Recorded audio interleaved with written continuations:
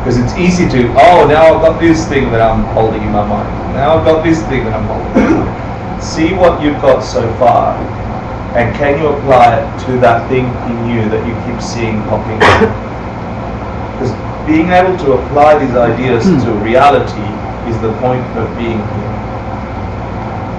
If you can't do that, if it's just intellectual play, it's like a little mini orgasm. And it's like, finished, next. You need to have the impulse of what you just learned. If you try and apply it to something that is serious in your life, that you need to fix, then all of a sudden you've just touched this wisdom and you've colored your entire mind, because your karma around that issue is big, and so all of a sudden you've given it power. Yeah? So I invite you, whatever understanding we've got so far of this inborn tendency to see things as self-existent, or this taught tendency to see things as self-existent, the bottom line is we are looking at the world with a view that things are out there and I've got nothing to do with them. Yeah? And then if an Arya explained those two tendencies, they say, I got rid of that first one. I no longer believe the crap that I learned. Science does not explain my reality. And that does not mean science doesn't function or you can't use it to make atom bombs. It just means it's incomplete. It doesn't explain all of my reality.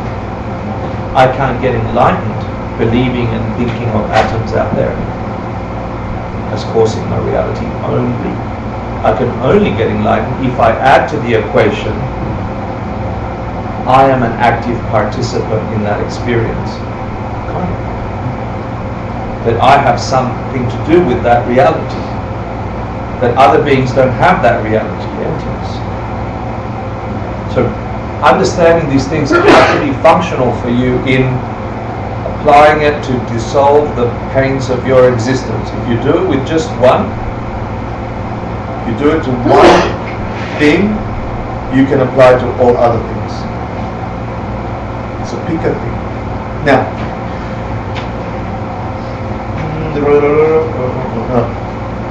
so the Arya says, I got rid of that learned way to see things as self-existent, the mistake, by seeing emptiness directly.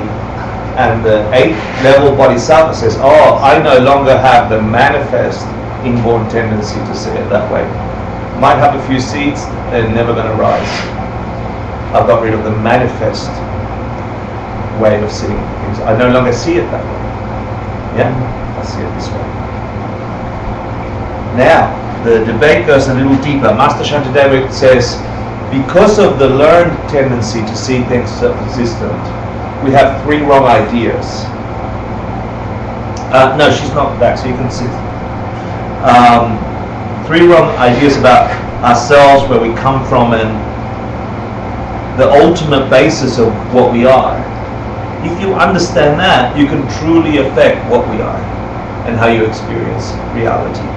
So the first of these 3 wrong ideas that come from the learned way of seeing things of self-existence are, I'm going to give you the Tibetan definition and then we'll talk a little bit about it. You hold that the being or the person and their parts, their heaps of skandhas in Sanskrit, which are 5, and I won't get into it, but includes your mind and your body, are similar to a slave and master. So we tend to think about me, who I am, that I exist, similar to a slave and master. Me and everything about me. Me and my parts, my mental moment, my emotions. I exist sort of like a slave and master. What do they mean? They mean that there is some kind of you, some kind of self that controls your body, right? You move your arm, oops, I just did it. You think of pretty flowers, oops, I just did it. Some Wizard of Aussie Hector, separate from my mind and my body, exists, that is controlling my mind and my body. This is one of the mistaken views that come from learning things as self-existently appearing. We tend, and we all have this one, right? Like, Jacqueline is something other than the Jacqueline's thoughts and moments of mind and the body Jacqueline. It's in our language, it's my mind, it's my body. Who the hell is that? But if you grabbed a person, let's grab Stephen, I'm going to use you for today's example, and you peeled away an arm and you put it over here and you put the other arm over there and you put the leg over there and you start breaking down all the body, and there is all the body parts, and then you grab all his mental parts, his cognition, his feelings, etc., and you grab them all and you remove them all. What's left? The Wizard of Oz, Stephen, that controls Stephen? Stephen's left. The false conception of Stephen is left. Right? So this first thought that we all have is saying there's some magical Wizard of Ozzy thing, self-existently, right, that controls your mind and your body. That comes from thinking that things are self-existent. So Master Shankardev is sort of saying there's three wrong ideas that come up. Obviously there's no one left if you remove all the body parts and all the mental parts of Stephen. You come up empty. Okay, so the second wrong idea that comes from learning things as self-existent is to think that you are made of some basic tiny particles. This is the atomic answer, Billy, which are fundamentally the building blocks of who you are or your reality. That at some point, if you grab Stephen's head as the atoms in his head and you start breaking apart his head, and you go the left side of the head, you put the hair over here, and you keep breaking down the head, you've got the eyeballs, and then you've got that somehow you're going to get to the fundamental atomic particle that is the thing that is Stephen. You tend to think that it's in the physicalness of things. This is the basic scientific method. Does that mean the scientific method is wrong? That it doesn't work? You've got to think about that answer, right? Because we think it functions, we think it works, because we can blow up cities. Thank you, Einstein, you made numbers, and now Hiroshima's gone. Thank you. It must work. It must be true. I saw the scientist mix the beaker, and then the bomb happened. It even goes to Nick's question. Yeah, let's not be so gross about the atoms. Let's go to the chemicals, and that something in the chemicals in the atoms that are causing me to have a sensation. The energy. Huh? The energy of the atoms. Or the energy behind the atoms, right? But we're still going atomic or physical thing, and I'm calling this the atomic theory, right? A wrong idea, thinking that there is a self-existent, that if you turned around and you found the parts of Stephen's head, that you would be able to find a Stephen in there.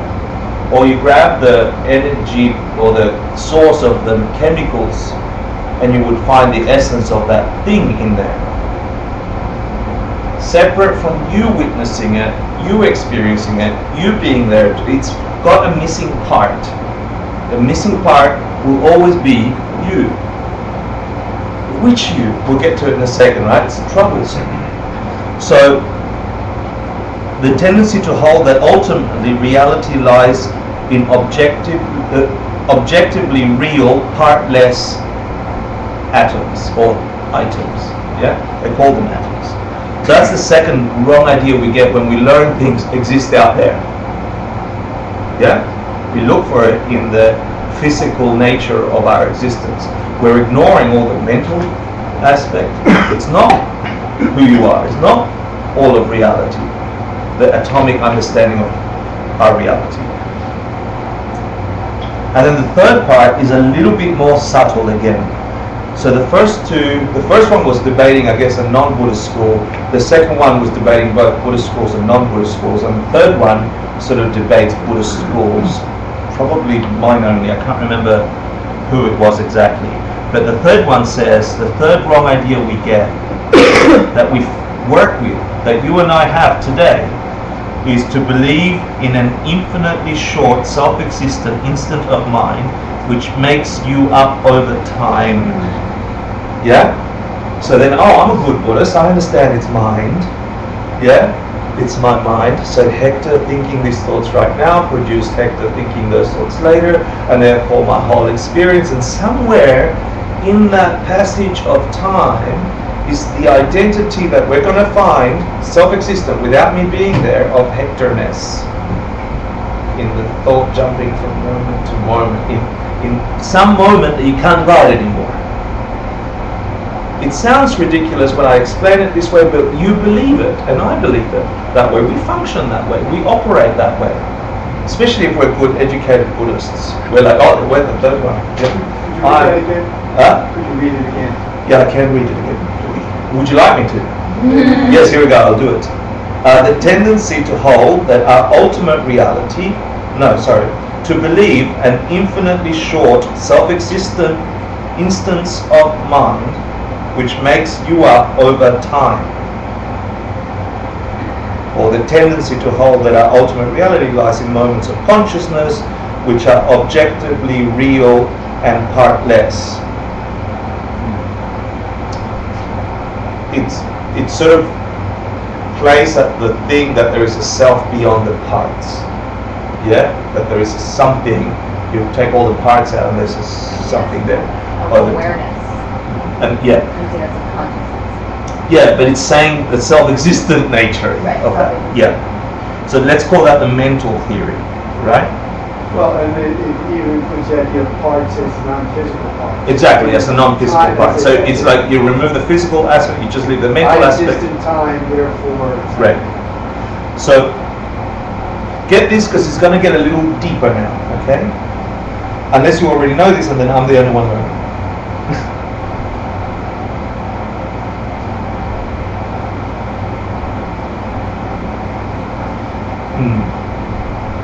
Madhyamika, which is higher school, what's Madhyamika? Middle way, yeah? Prasangika, which is Sarkasana, it's not. Say that you are not the sum of your parts, nor are you the parts. So again, let's find Stephen. He's not the parts. So you pull out an arm. That's not Stephen. Right? You look at your hand, that's not you. How do we know that? Because if you remove it, you remove it, you still think it's you. Then you remove the arm, it's like, I'm still me. You remove the other arm, then you'll be a little armless, it's alright. You won't do anybody any harm. And you can't join the army. Yeah, you could have a fight with Idi Amin. Sorry. Okay, I won't do the jokes anymore. But so if you remove the parts, you can't find Stephen in the parts. But Madhyamika Prasangika says also that you are not the sum of your parts. But we can never define the sum of all the parts. It's impossible to It's find. incomplete again. So what's it mean? This should raise alarms in you. Of course I'm the sum of my parts. I am Hector, the body and the mind together. Isn't that Hector? Are you not Nick? The body Nick and the mind Nick? Isn't that Nick? Who's Nick? Are you the parts of Nick? Are you just your mind? Or your feeling or whatever aspects of mind? To my knowledge, yes. To your knowledge, okay, cool. Is that it? That's all you are? You don't need a body? No, I need a body.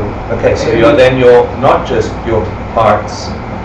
Because as soon as I start separating them, you said you're not you. But are you essentially arguing that form is emptiness, emptiness is form? You are your parts. Emptiness. I'm arguing the reverse. I'm saying, I'm looking at it from the point of the third. I'm trying to find where you think you are self-existent. Yeah?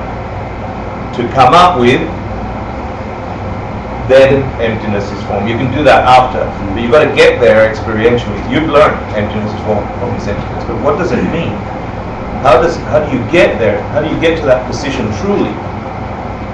Yeah? Well, I think I'm the sum of my parts. I think I'm the sum of my physical parts and my mental parts. That's what I Yeah, feel. we do think that. Yeah, I do. Right, yeah. And I do as well. Good, so we are that. Because Master Shantideva said, if two idiots believe the same thing, then it makes it true. So I need an idiot now, because I didn't find one there. That was my fix. No, Yeah. Very good idea. Think about it, guys. What would Madhyamika Prasangika, the highest view, say is missing in that statement? If I grab mind of Stephen and body of Stephen and squished it together, do I get Stephen? He just said yes, and I think so. What's missing in that from what you've learned in all the classes on emptiness and karma? Continue. You need, what's the Prasangika point of view about dependent origination? Someone else's mind to perceive that. You need a mind to perceive a Steve. You need a mind to label that collection of parts, body and mind, as Steve. That's the Prasangika point of view. That's the finest argument about where things come from. Master Shantideva took a long time, and Hector is struggling to explain it. Yeah. I'm sorry. You were saying if you have mind of Stephen, like, why doesn't that perceive itself? Because it implies self-existent mind. Like there is a mind over there called Stephen's mind, which are all the thoughts of Stephen that are over time, which is discussed at instances of time, and we have this tendency to see it as separate from the one that's thinking of it as Stephen. Oh, it's my mind. Yeah. It's a dependent related phenomenon. It's dependent. Yeah. So, okay. So you need a mind to conceive of the collection of parts, body and mind, as Stephen. Now, do you sit there consciously going, here is a camera, here is a door, I am labeling a door, here is a person, I am a person. Do you sit there consciously doing that? Sure. Yes. Really? No, I mean, Consciously, like you sit there in every object that appears to your mind, you're catching, oh, I'm labeling that, and I'm labeling that. Or are you just flowing with what appears to you? I don't know who you are. consciousness perceives that. Yeah, but I mean, You mean consciously your brain working? yeah, you're going, oh, I am labeling that now, I'm labeling the camera, and now I'm labeling my words coming out of my mouth, and the words have meaning out of my mouth, and I'm called Hector, and Paul is looking at me and You have a lot of smiling. drugs sometimes. It's too fast, we can't do it. Yeah, we can't do it. So the Prasangika point of view is saying you are not the sum of your parts like that. Until you are not a being, until you find someone to label it. I am a being. And that's how we ultimately exist. Let's see if I can get to it. That's how we ultimately exist, or that's how we all... Well, sorry, relatively exist. Thank you. Relatively exist.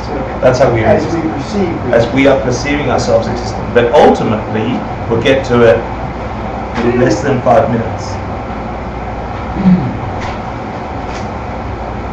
I'm trying to cover the questions, so I'm reading them, making sure I answer them. We're supposed to read that, there is.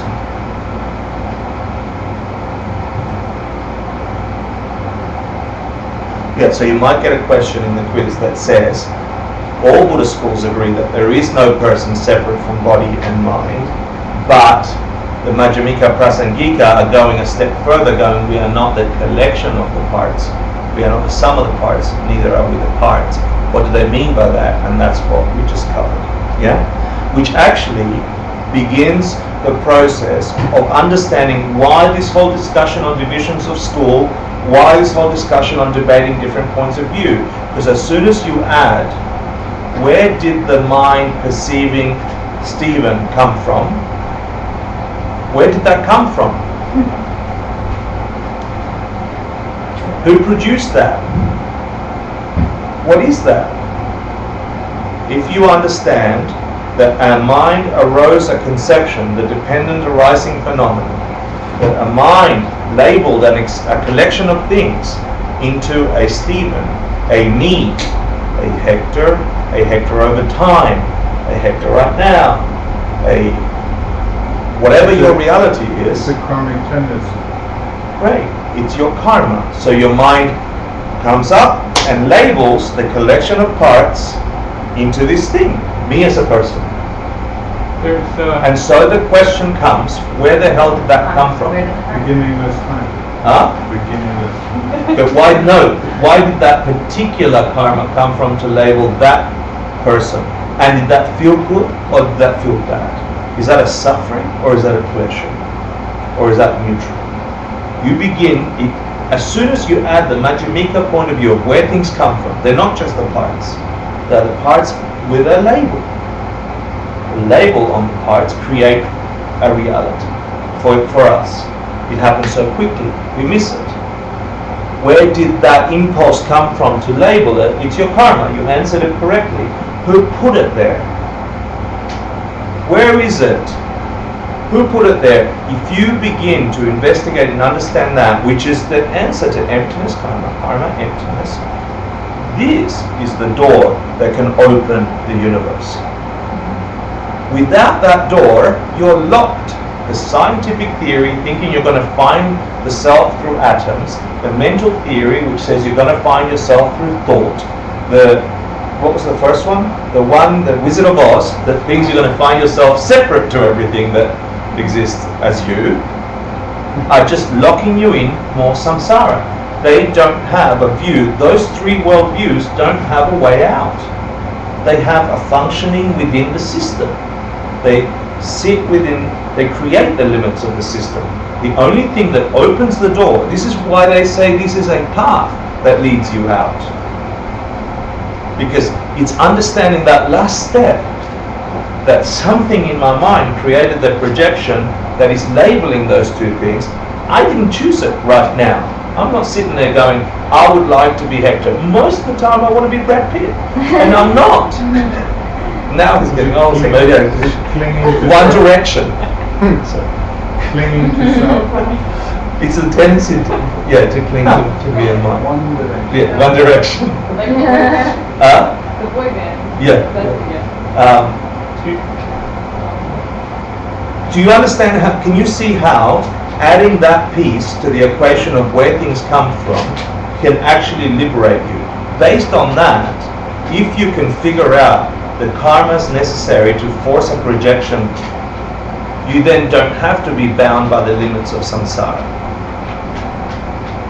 There is no, you can plant seeds, you can plant the karmas, you can, if you understand that it's just your labeling parts that is creating your reality, you can begin to choose how you label to then be forced to have an experience of out of a samsara, or an experience that was never a samsara, or an experience that death in samsara is just a mental construct, a mind labeling and a karma forcing the parts, an old body and time, breaking down. And it really is that way. Like the Buddha taught that way because it really is your mind forced to project a whole experience on parts that you can't find that essence in that thing. So then the science of this system begins to understand the link between planting karmas that will get you out of karmas. How do you plant that karma? How do you plant that? We'll get to it. Yeah. So then, and I won't get through the class, unfortunately, because there's 3 more pages. Quickly, I'll tell you, the debate begins from some non-Buddhist schools saying, oh, hold on a second, you're talking about this planting of karma thing, then who collects the karma? And then they have this argument, how can the Hector from 10 years ago that planted those karmas, if you're telling me we are just this changing thing, you're saying the Hector from 2015 is a different guy. How can one guy give some different guy karmas? And who planted these karmas? Before going on how do I plant them, they're like, that's a stupid idea. You can't have a Hector from yesterday that is the same as a Hector today, like you said. They're different, right? So Buddhists assert that, and so they're like, they can't collect that karma because it's unfair. in the karmic bank. How can you say Hector got the result of some guy that he wasn't Hector 10 years ago? Which is a really good argument. Like, it's a really awesome argument. How can Buddha come from non-Buddha? Yeah, exactly. It's a really good argument. So what do you think Master Shantideva's answer is? Maybe we'll leave it for next week. No. We won't. No. I'll give you a quick hint of it. We'll play with it next week. The implication behind that question is that there is a self-existent Hector somewhere in there that deserves the, you know? Whereas, I know. It's a good thing to think about. You think about it. How is it that if you're a changing thing, are you the same that you were 10 years ago? No. No. How can that guy give you the result of all the karma you're having right now? That doesn't make sense in your mind projection karma blah blah. It's a really good argument.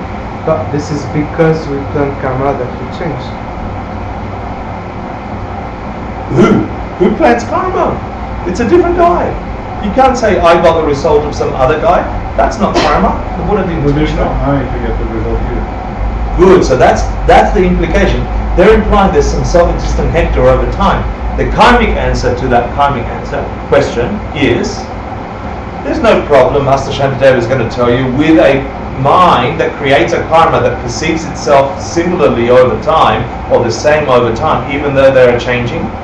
There's no problem with having a karma that perceives me as a continuum over time. That's also a karma. It's a karmic answer to a karmic question. That we have that karma. In fact, that's called your life. You call yourself with all life until someone gives you an initiation. You have another name, and then you begin to believe that name. We have the karma, the force projection that we are a same entity, but we know we're not. We're changing entities, but it's no problem to have a perception that is a changing entity. Yeah. So there's like, not only that, they say that their argument, they put their argument back on them anyway, because Master Shantideva says, oh, hold on a second, you're saying that there is some fundamental self-existent Atman Hector who stays exactly the same from 10 years ago to now to collect the karma, because you guys have karma in your system as well. And they're trying to get to that fundamental Hector-ness in something, which is the oneness or whatever, that stayed the same 10 years ago to now. So the first argument Master Shantideva gives them is like, are you saying Hector stayed the same 10 years ago to now? And they're like, no, we're not saying he stayed the same. So they say, you got the same problem? You just asked us. It's a stupid question. Then the second question, I think Master Shantideva gives them to that opposition about who's collecting the karma, is also to bounce back on the first answer, which is, so you said that you have to say that something changed between 10 years ago and now. That Hector from 10 years ago and Hector from now is changed Hector, right? If they say right, then they just refuted the first question. So they go, oh, well, sort of. And so then Master Shantideva goes, so you have, if you are exactly the same thing, then you're saying that there is no passage of time. Therefore, you either say there's passage of time, or you say that the karma must ripen immediately upon the cause. The result must come exactly the same time the cause comes. This gets a little heavier. So it's trying to corner them into those two positions, and then it gives them the answer. It's okay to have a perception of you over time. We all do. We do it all the time. That's not inconsistent with karma. You still are a changing thing, and in that changing thing, in fact, some people don't have a conception of themselves over time. Some people with dementia, or some people that forget who they are, and the whole collection of who they are disappears. So I think that's the summary of what I wanted to get to. Would time itself be regarded as a karma? Yeah. Yeah. Were you going to answer you posed a question that said, what is the origin of that karma? Yeah, we'll cover it, but it's basically your virtue. When you begin to understand that something is forcing you to perceive this world, and it's not the atoms out there, and it's not you over time changing, it's not your mind. When you realize that all these self-existent views that we have about how existence exists are incomplete because they're missing that component, that I am an active participant of my existence, that I am forcing reality by labeling it the way it is. And I don't seem to have a choice in the now. What was the cause of that? What is the cause of that? But not You all learned it already. What is it? What's the cause of having karmas that force you to see things a certain way? The six It's C's. watching yourself do, say, and think things. It's having the experience that you just did an action towards the world. You just did something that gets imprinted. You have that as an experience in you. That is you. You then experience the world through that lens. The sixth sense. You could just call it conditioning. Conditioning. What's another word for it? Conditioning is a karma. Yeah. Non-conditioning is a karma. So there's a thing to do to Tell counter me about that. that later. Well, the first thing you do is you clean up the negative things in your life. And that's why vowed morality is a thing. It's not because someone decided that's a nicer idea to live happily ever after.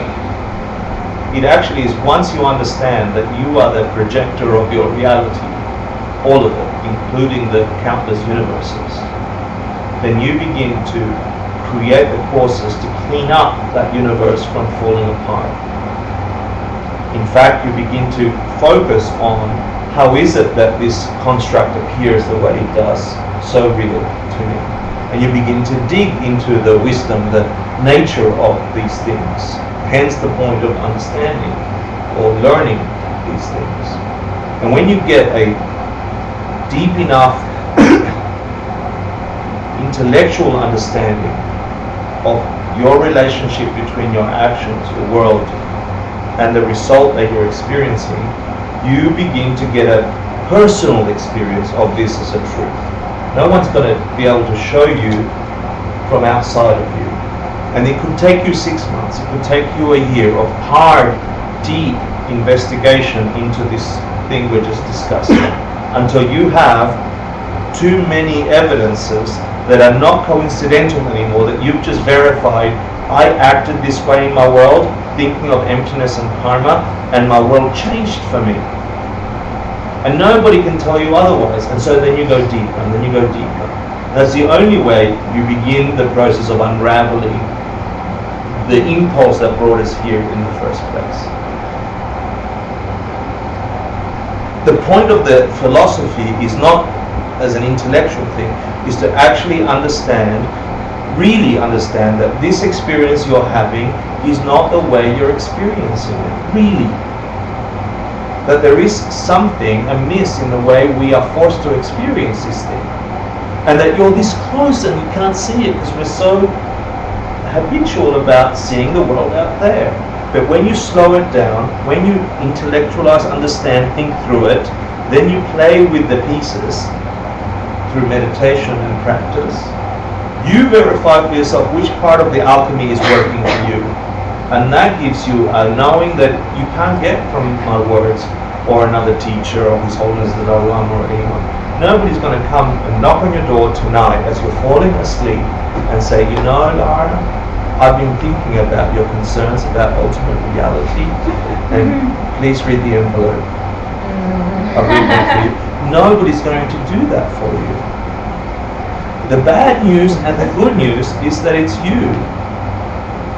And that if you understood what I said at the beginning, which is to be in a room considering these ideas, whether they're hard or stretchy or whatever, is already evidence that you're by the door, that you're not far.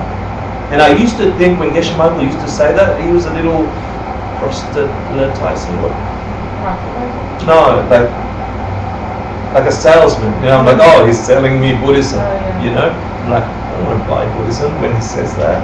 But the more I study, the more I realize, if the world is your projections forced upon you by your past behavior, your past actions, on a thing that has no nature out there, that we got it backwards, we have it upside down, and if the world really is that way, then to think that you can get out of it is a karma ripening which is as rare as the most rare thing you can imagine.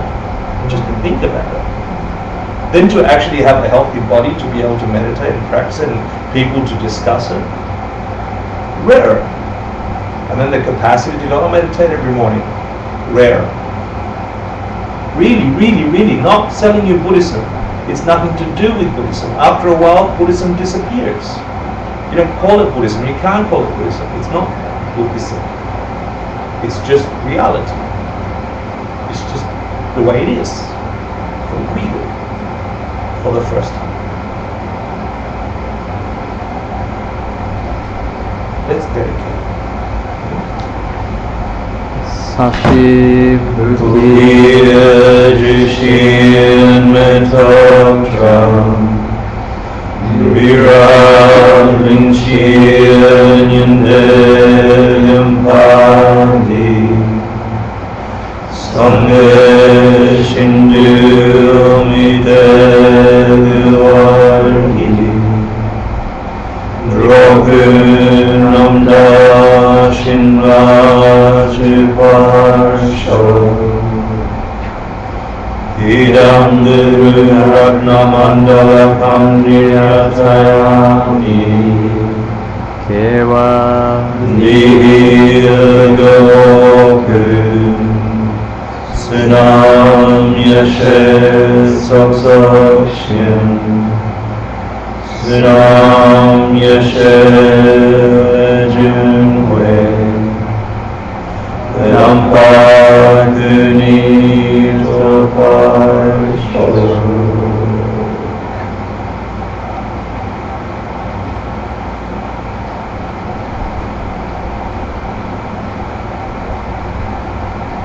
Thank you for coming and the opportunity to share.